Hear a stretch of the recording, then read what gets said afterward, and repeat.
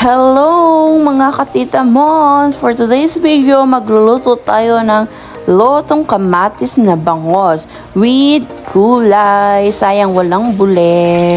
So ayan, nilalagay na natin yung luya at saka sibuyas.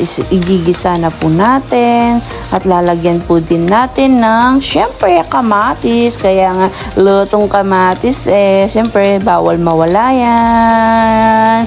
So nilagyan ko yun lang ng patis na nakaka-UTI. Ilalagay na natin yung bangus.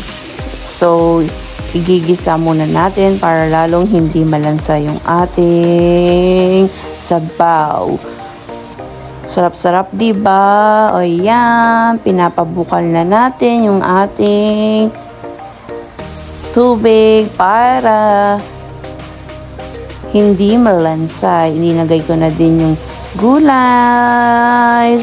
Sinabay ko na sa bangus para sabay-sabay silang lumambot.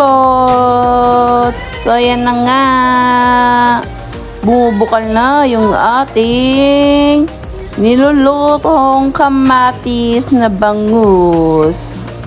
Tinakpan ko na din para maluto ng maayos at lumambot ng maayos yung ating gulay.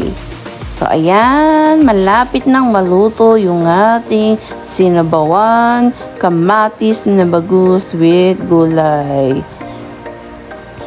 Sarap-sarap, diba? Sino may favorite nito? That's the finished product of our